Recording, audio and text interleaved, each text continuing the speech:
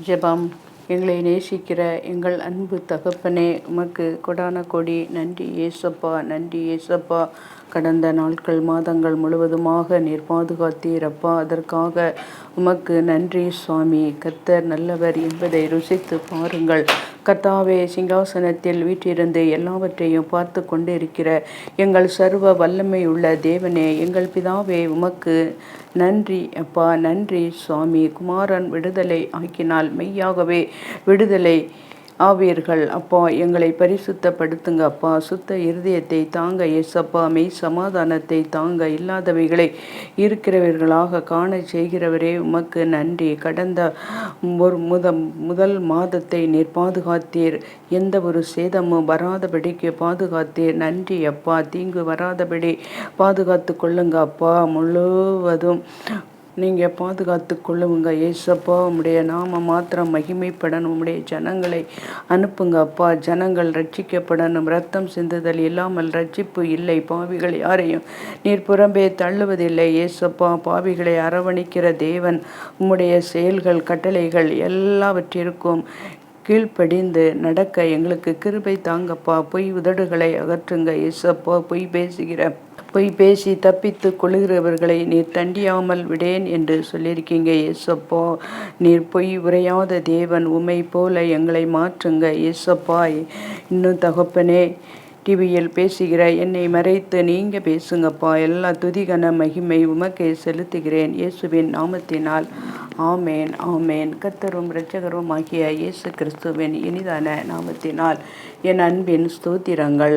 கர்த்தாவே, சொல்லும் அடியேன் கேட்கிறேன். கர்த்தர் நல்லவர் என்பதை ருசித்து பாருங்கள். நீரே என் பலன், நீர் என் அடைக்கலம், ஆபத்து காலத்தில் என் துணை, சுற்றி நிற்கும் என்னை காக்கும் கண்மலை, சுற்றி நின்று என்னை காக்கும் கண்மலை, யாக்கோபின் தேவனே என் அடைக்கலம், யெகோவா தேவனே என் பலன், யாக்கோபின் தேவனே என் அடைக்கலம், யெகோவா தேவனே என் பலன். கலக்கமில்லை, பயங்களில்லை வாழ்விலே, நான் இருப்பதோ கர்த்தரின் கரத்திலே. கலக்கமில்லை, பயங்களில்லை வாழ்விலே, நான் இருப்பதோ கர்த்தரின் கரத்திலே. நீரே என் பலன், நீர் என் அடைக்கலம், ஆபத்து காலத்தில் என் துணை, சுற்றி நின்று என்னை காக்கும் கண்மலை, சுற்றி நின்று என்னை காக்கும் கண்மலை. அமர்ந்திருந்த தேவனை நான் அறிகிறேன், அவர் கருத்தில் வலிமை நித்தம் பார்க்கிறேன். அமர்ந்திருந்த தேவனை நான் அறிகிறேன், அவர் கருத்தில் வலிமை நித்தம் பார்க்கிறேன். தாய்ப்பறவை செட்டை கொண்டு மூடியே கண்மலையின் மேல் என்னை வைத்து காக்கிறீர். நீரே என் பலன், நீர் என் அடைக்கலம், ஆபத்து காலத்தில் என் துணை, சுற்றி நின்று என்னை காக்கும் கண்மலை, சுற்றி நின்று என்னை காக்கும் கண்மலை. காலைதோறும் புதிய கிருபை தருகிறீர், காலமெல்லாம் கருத்தாய் என்னை காக்கிறீர். காலைதோறும் புதிய கிருபை தருகிறீர், காலமெல்லாம் கருத்தாய் என்னை காக்கிறீர். வலப்புறம் இடப்புறம் நான் விலகினால், வார்த்தையாலே என்னை திருத்தி நடத்துவார். நீரே என் பலன், நீர் என் அடைக்கலம், ஆபத்து காலத்தில் என் துணை, சுற்றி நின்று என்னை காக்கும் கண்மலை, சுற்றி நின்று என்னை காக்கும் கண்மலை, பசும்புல் வெளியில் என்னை தினமும் மீட்கிறீர், அமர்ந்த தண்ணீர் ஊற்றில் தாகம் தீர்க்கிறீர், பசும்புல் வெளியில் என்னை தினமும் மீட்கிறீர், அமர்ந்த தண்ணீர் ஊற்றில் தாகம் தீர்க்கிறீர், சத்துருவின் கண்கள் என்னை எண்ணெயால் என் தலையை அபிஷேகம் செய்கிறீர், சத்துருவின் கண்கள் காண்க எண்ணெயால் என் தலையை அபிஷேகம் செய்கிறீர், நீரே அடைக்கலம், நீரின் ஆபத்து காலத்தில் என் துணை, சுற்றி நின்று என்னை காக்கும் கண்மலை, நீரே என் பலன், நீரின் அடைக்கலம், ஆபத்து காலத்தில் என் துணை, சுற்றி நின்று என்னை காக்கும் கண்மலை, சுற்றி நின்று என்னை காக்கும் கண்மலை. கர்த்தாவே சொல்லும் அடியேன் கேட்கிறேன்.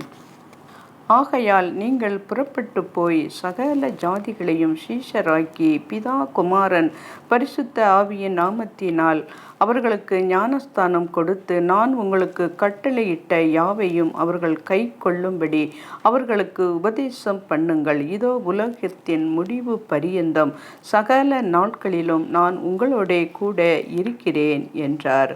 நாம் இன்று பார்க்க போகிற செய்தி சந்தோஷத்தின் ஊற்று.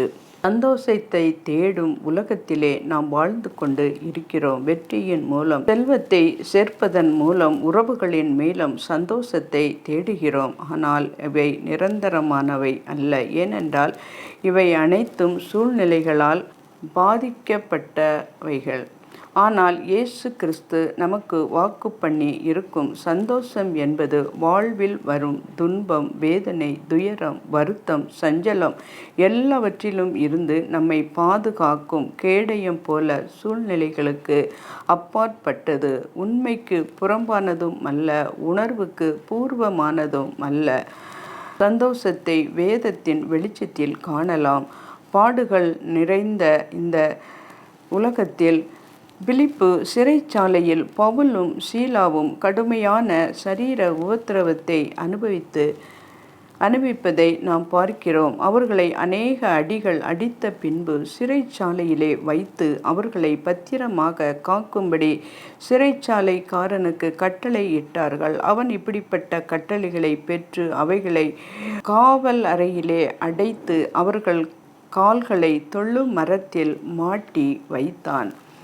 நடு ராத்திரியில் பவுலும் சீலாவும் ஜெபம் பண்ணி தேவனை துதித்து பாடினார்கள். இந்த நிகழ்ச்சி நம்மை பிரமிக்க வைக்கிறது. வஸ்திரங்கள் கிழிக்கப்பட்ட நிலையில் பவுலும் சீலாவும் துதித்து பாடுவது மனித சக்திக்கும் அப்பாற்பட்டது. பரிசுத்த ஆவியானவர் நம்மை நடத்தும்போது இப்படிப்பட்ட மகிழ்ச்சியானவர்களை மாறுகிறோம். பாடுகளின் போது வரும் பரவசம். அத்திமரம் துளிர் விடாமல் போனாலும், திராட்சை செடிகள் பணம் உண்டாகாமல் போனாலும், ஒலிவ மரத்தின் பலன் அற்று போனாலும், வயல்கள் தானியத்தை விளையாமல் போனாலும், கிடையில் ஆட்டு மந்தைகள் பலனற்று போனாலும், தொழுவத்தில் மாடு இல்லாமற் போனாலும், நான் கர்த்தருக்குள் மகிழ்ச்சியாய் இருப்பேன், என் இரட்சிப்பின் தேவனுக்குள் களி கூறுவேன். கர்த்தருக்குள் சந்தோஷம் என்பதன் பொருள் என்னவென்றால், நம்மை ஆண்டவரின் ஆளுகைக்கு முழுவதும் ஒப்பு கொடுக்கும் பொழுது, பரிசுத்த ஆவியானவர் நம்மை ஆளுகை செய்யும் பொழுது நாம் சந்தோஷமுள்ளவர்களாக மாறுகிறோம் என்று வேதம் நமக்கு கற்றுத்தருகிறது. தேவனுடைய ராஜ்யம் புசிப்பும் குடிப்பும் அல்ல, அது நீதியும் சமாதானமும் பரிசுத்த ஆவியும் உண்டாகும் சந்தோஷமாய் இருக்கிறது. ஒரு கிராமத்தில் விசுவாச குடும்பத்தினர் துன்புறுத்தப்பட்டார்கள். ஓட்டு வீடுகளில் உடைக்கப்பட்ட அரசாங்கம் அமைத்து கொடுத்த அகதிகள் முகாமிலிருந்து சில சகோதரிகள், எங்களை பற்றி நீங்கள் கவலைப்படாதீர்கள், நாங்கள் இங்கு சோர்ந்து போக இல்லை, நாங்கள் சந்தோஷமாக இருக்கிறோம், நீங்கள் சோர்ந்து போக வேண்டாம், என்ன நடந்தாலும் நாங்கள் இயேசுவை விட்டு விலக மாட்டோம் என்றார்கள். வறுமையில் சந்தோஷம், பாடுகளில் சந்தோஷம், நோய்களின் நடுவில் சந்தோஷம், இதுவே பரிசுத்த ஆவியானவர் தரும் உண்மையான சந்தோஷம். நோயில் பாதிக்கப்பட்டு இருந்தாலும், வியாகுலமாய் இருந்தாலும், பாடுகளாய் இருந்தாலும் அவற்றின் நடுவே பலர் சந்தோஷமாக இருந்தனர். எனவே வேதத்தில் பல இடங்களில் பார்க்கிறோம், நாம் பலவிதமான சோதனைகளில் அகப்படும் பொழுது நம் விசுவாசத்தின் பரீட்சையானது பொறுமையை உண்டாக்குமென்று அறிந்து அது மிகுந்த சந்தோஷமாக எண்ணுவோம். மீட்பர் உயிரோடு இருக்கிறார் என்றும் கடைசி நாட்களில் பூமியின் மேல் நிற்பார் என்றும் நாம் அறிந்திருக்கிறோம். இந்த என் தோல் முதலானவை அழுகி போயின, நான் என் மாம்சத்தில் இருந்து தேவனை பார்ப்பேன். யோபு 19:25-26 என்று யோபு கூறுவதை பார்க்கிறோம். அநித்தியமான பாவ சந்தோஷங்களை அனுபவிப்பதை பார்க்கிலும் தேவனுடைய ஜனங்களோட துன்பத்தை அனுபவிப்பதை தெரிந்து கொண்டு எபேசியர் 11:25 மோசே தனது மகிழ்ச்சியின் தன்மையை விவரிக்கிறார். அநித்தியமான பாவ சந்தோஷங்கள் அநேகம் உண்டு, இவைகளெல்லாம் குறுகிய கால மகிழ்ச்சிக்கு ஆனவைகள். ஆத்துமாவே, உனக்காக அநேக வருஷங்களுக்கு அநேகம் பொருட்கள் சேர்த்து வைக்கப்பட்டு இருக்கிறது, நீ இளைப்பாரி புசித்து குடித்து பூரிப்பாய் இரு என்று என் ஆத்துமாவோடே சொல்லுவேன். லூக்கா 12:19 படி நன்றாய் விளைந்த தானியங்களை உடைய ஒருவன் சொல்வதை பார்க்கிறோம்.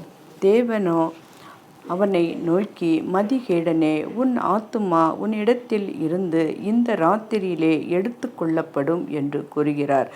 தேவன் பொருட்களை பற்றி மகிழ்ச்சியை மூடனுடைய சந்தோஷம் என்று சொல்லுகிறார். இயேசுவின் பிறப்பை அறிவிக்க வந்த தேவ தூதர்கள், இதோ எல்லா ஜனத்திற்கும் மிகுந்த சந்தோஷத்தை உண்டாக்கும் நற்செய்தியை உங்களுக்கு அறிவிக்கிறேன் என்று சொல்லுகிறார்.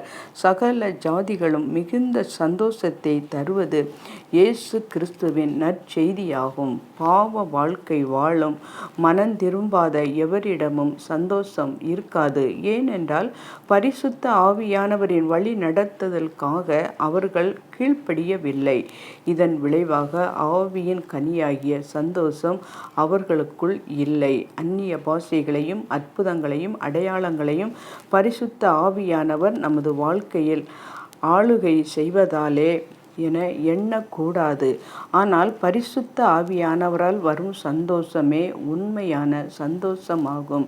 இயேசு கிறிஸ்து அதை விளக்குகிறார். அன்றியும் பரலோக ராஜ்யம் நிலத்தில் புதைத்திருக்கிற பொக்கிஷத்துக்கு ஒப்பாய் இருக்கிறது. அதை ஒரு மனுஷன் கண்டு மறைத்து அதை பற்றிய சந்தோஷத்தினால் போய் தனக்கு உண்டான எல்லாவற்றையும் விற்று அந்த நிலத்தை கொள்ளுகிறான். பரலோக சந்தோஷம் தன்னைத்தாமே தேவனுக்கு அடிமையாக்கி தம்மையே தேவனுக்கு கொடுத்துவிடும் அவரது அடிமைகளுக்கு மாத்திரமே இந்த பரிசுத்த ஆவியின் கனியாகிய சந்தோஷம் கிடைக்கும். இந்த சந்தோஷம் சூழ்நிலைகளுக்கு அப்பாற்பட்டது, உபத்திரவங்களால் மேற்கொள்ள முடியாது. சரீர உபாதைகளுக்கும் வேதனைகளுக்கும் ஏழ்மைக்கும் வறுமைக்கும் இதை அளிக்க முடியாது. இந்த சந்தோஷத்திற்கு காரணமான நற்செய்தியை அனுபவிக்கிறவர்கள் மாத்திரமே இதை மற்றவர்களுக்கு அறிவிக்க முடியும். இதுவே கிறிஸ்தவ வாழ்க்கை. பரிசுத்த ஆவியானவர் தரும் சந்தோஷத்தை அனுபவித்து இராத உலகம் தரும் சந்தோஷத்தை பெரிதாக எண்ணி வாழும் மக்கள் ஏமாந்தவர்கள் நடுவிலே நாம் வாழ்ந்து கொண்டு இருக்கிறோம். மனநல மருத்துவரை தேடி வந்த ஒருவர் அவரிடம், டாக்டர், எனக்கு மகிழ்ச்சியே இல்லை, என்ன காரணம் என்று தெரியவில்லை, தயவு செய்து நான் மகிழ்ச்சி அடைய ஏதாவது சிகிச்சை செய்யுங்கள் என்கிறார். மருத்துவரும் அவரை பரிசோதித்துவிட்டு அவருடைய உடலில் எந்த குறைவும் இல்லை என்று கண்டறிந்தார். அதன் பின்பு அவரிடம், ஐயா, இந்த நகரத்தில் சர்க்கஸ் ஒன்று நடைபெற்று கொண்டு இருக்கிறது. அதிலுள்ள கோமாளி ஒருவர் செய்யும் சேட்டைகளை பார்த்தால் உங்களுக்கு மகிழ்ச்சி வரும் என்றார். அதற்கு அந்த மனிதன், ஐயா, அந்த சர்க்கஸ் கோமாளியே நான் தான் என்கிறார். இன்றைய கிறிஸ்தவ உலகம் மனம் திரும்பி பாவத்தை விட்டு விடாமல், பரிசுத்த ஆவியானவரின் ஆள்கைக்கு உட்படாமல், அல்லது தேவனுக்கு தங்களை அடிமையாக ஒப்பு கொடுக்காமல் நித்திய சந்தோஷத்தை அனுபவிக்க முடியாது. கிறிஸ்துவுக்கு தன்னை முழுமையாக ஒப்பு கொடுக்கும் பொழுது தெய்வீக சந்தோஷத்தை நாம் அனுபவிக்கலாம். பரிசுத்த ஆவியானவர் தரும் சந்தோஷத்தை அனுபவித்து இராத உலகம் தரும் சந்தோஷத்தை பெரிதாக எண்ணி வாழும் ஏமாந்தவர்கள் நடுவிலே நாம் வாழ்ந்து கொண்டு இருக்கிறோம்.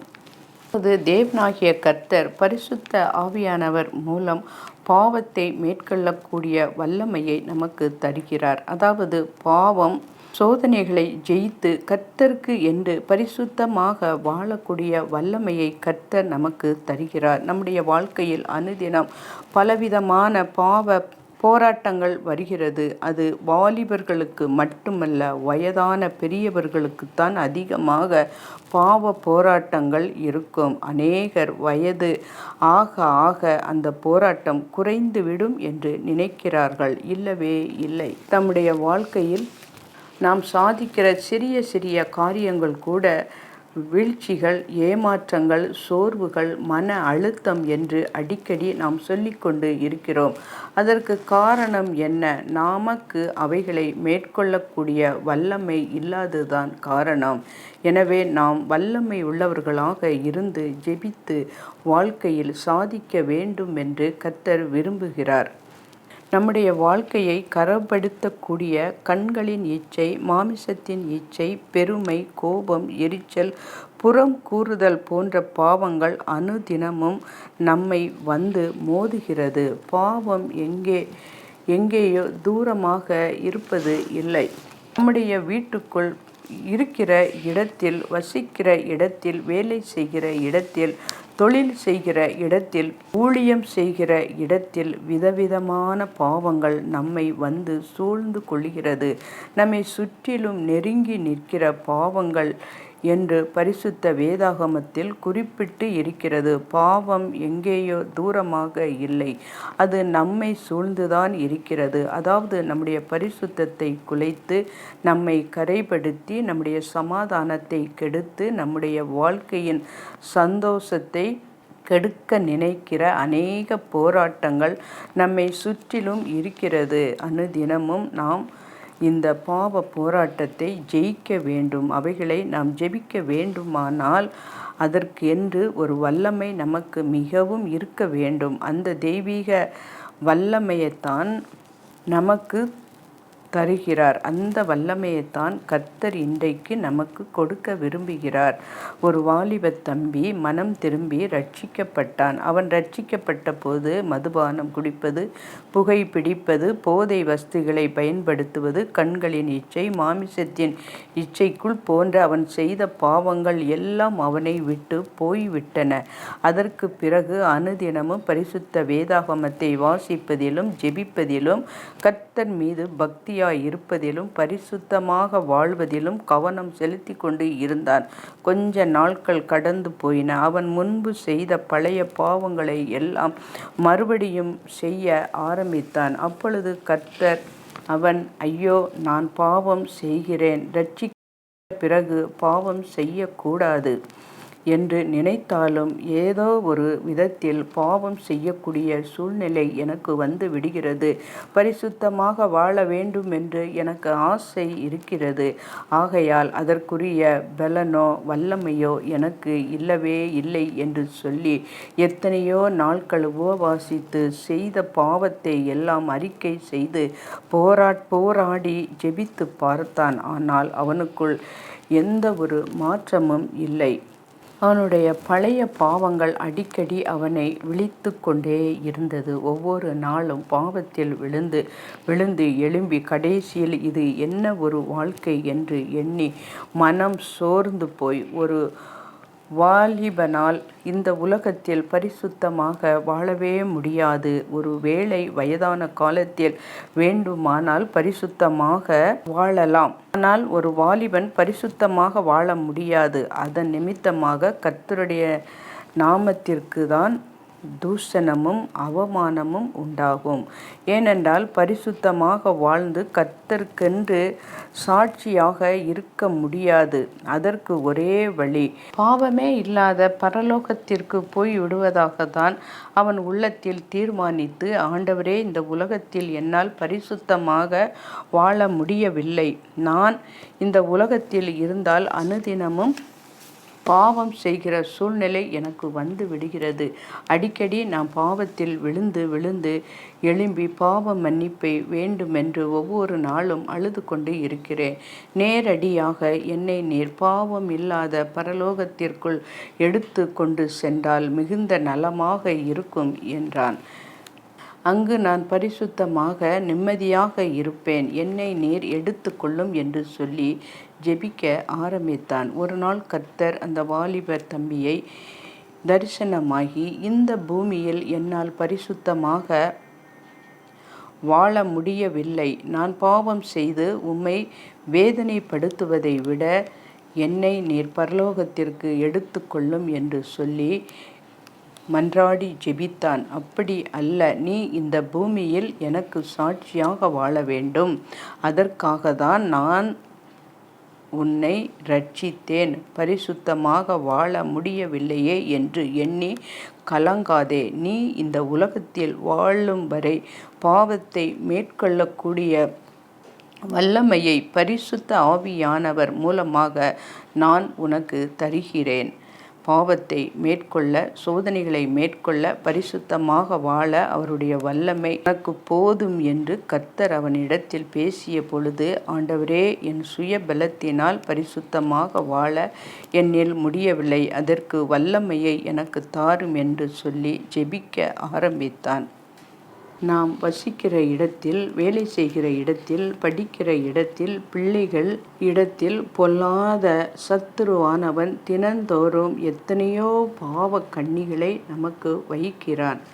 நம்முடைய கண்கள் மூலமாக உண்டாகிற பாவ சோதனைகள், நம்முடைய சிந்தனையின் மூலமாக உண்டாகுகிற பாவ சோதனைகள், நம் காதுகள் மூலமாக பாவ சோதனைகள், நம்முடைய மாம்ச உணர்வுகளின் மூலமாக உண்டாகிற பாவ சோதனைகள் என்று எல்லா விதமான பாவ சோதனைகளையும் மேற்கொள்ளக்கூடிய வல்லமையான பரிசுத்த ஆவியானவர் மூலமாகத்தான் நமக்கு தருவார். ஆகவே நாம் அதில் இருந்து விடுதலை பெற வேண்டும்.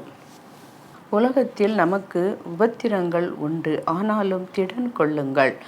யோவான் 16:33 படி என்று கர்த்தர் சொல்லி இருக்கிறார். நாம் அநேக உபத்திரங்களின் வழியாக தேவனுடைய ராஜ்யத்தில் பிரவேசிக்க வேண்டும் என்று கர்த்தருடைய வார்த்தை சொல்லுகிறது. ஆகவே நாம் இந்த உலகத்தில் வாழும் வரை பாடுகள், துன்பங்கள் வழியாக கடந்து போக வேண்டியது. உலகத்தில் வாழ்கிற நமக்கு பாடுகள், நெருக்கங்கள், உபத்திரங்களும் இருக்கத்தான் செய்யும். ஆனால் அவைகளை எல்லாம் நாம் மேற்கொண்டு வாழ்க்கையில் ஜெயிக்க வேண்டும். நம்முடைய சுய பலத்தினால் ஜெயிக்க முடியாது. அதற்கு ஒரு வல்லமை நமக்கு தேவை. அந்த வல்லமையை நமக்கு தருகிறவர் பரிசுத்தமான கர்த்தர். பரிசுத்த பேதுரு இயேசு கிறிஸ்துவை, பரிசுத்த சுவிசேஷத்தை அறிவித்த ஒரே காரணத்திற்காக சிறைச்சாலையில் அடைக்கப்பட்டு விட்டார். மறுநாள் அவருக்கு மரண தண்டனை நிறைவேறப்பட்டு தீர்ப்பாகி இருந்தது. ஒருவேளை நாளை காலையில் நமக்கு தூக்கு தண்டனை என்றால் இன்று இரவு நமக்கு தூக்கம் வருமா? வராது. ஒரு சிறிய பிரச்சனை வந்தால் கூட நமக்கு தூக்கமே வராது. அதை நினைத்து நினைத்து புலம்பி அழுது கொண்டுதான் இருப்போம். ஆனால் பரிசுத்த பேதுருவுக்கு உயிர் போகப் போகிற பிரச்சனைகள் மறுநாள் காலையில் அவருடைய தலை துண்டிக்கப்பட்டு மரண தண்டனை நிறைவேறப்பட இருக்கிறது. இந்த நிலையிலேயும் அவர் அந்த சிறைச்சாலைக்குள் அன்று இரவு நன்றாக நிம்மதியாக தூங்கிக் கொண்டு இருந்தார். பரிசுத்த பேதுரு கெத்செமனே தோட்டத்தில் தூங்கிவிட்டார். அதே போலதான் சிறைச்சாலையிலையும் தூங்கினார் என்று சொல்லுவார்கள். அது அப்படியல்ல. அவர் கெத்செமனே தோட்டத்தில் தூங்கிய சூழ்நிலை வேறு, அதே சமயத்தில் அவர் சிறைச்சாலையில் தூங்கிய சூழ்நிலை வேறு. அவர் சிறைச்சாலையில் நிம்மதியாக தூங்கிக் கொண்டு இருப்பதற்கு காரணம் பரிசுத்த பலனும் வல்லமையும் அவருக்குள் இருந்ததினால்தான் அவ்வளவு பிரச்சனைக்கு மத்தியிலும் அவரால் அந்த சிறைச்சாலையில் நிம்மதியாக தூங்க முடிந்தது. ஒருவேளை பரிசுத்த பலனும் வல்லமையும் அவருக்குள் இல்லாமல் இருந்திருந்தால் மற்ற சாதாரண மக்களைப் போல அவருடைய உள்ளத்தில் ஒரு மரண பயம், கலக்கம் நிச்சயமாக இருக்கும். ஆனால் பலத்தினாலும் வல்லமையினாலும் தான் பரிசுத்த பேதுருவினால் தைரியமாக இருக்க முடிந்தது. அதைப்போல நமக்கு அந்த வல்லமை வந்துவிட்டால் நமக்குள் ஒரு புது பலன் வந்துவிடும். நாம் அவைகளை எல்லாம் மேற்கொண்டு நம் வாழ்க்கையில் ஜெயிக்க வேண்டும். அது மட்டுமல்லாமல் கர்த்தருக்காக நாம் சாதிக்க வேண்டும். அவருக்காக சாட்சியாக நாம் வாழ வேண்டும். அதற்காக தான் கர்த்தர் நம்முடைய வல்லமையை பரிசுத்த ஆவியானவர் மூலமாக நமக்கு தருகிறார். இவன் நமக்கு ஒரே ஒரு எதிராளி இருக்கிறான். தேவ பிள்ளைகளுக்கு நமக்கு ஒரே ஒரு எதிராளி இருக்கிறான். அந்த எதிராளி யார் என்றால் பொல்லாத சாத்தான்.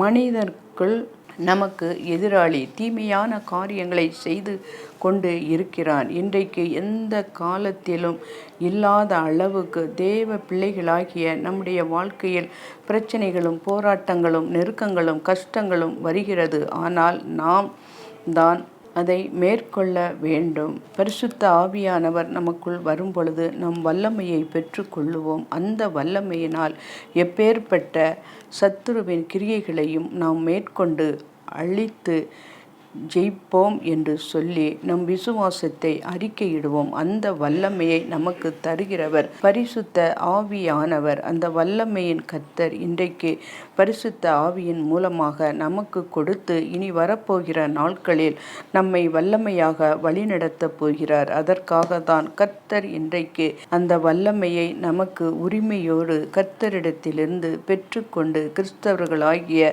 நாம் அந்த வல்லமையை பெற்று தேவ சமாதானத்தோடு வாழுவோம். கர்த்தர் நம் அனைவரோடும் கூட இருப்பாராக. ஆமேன்.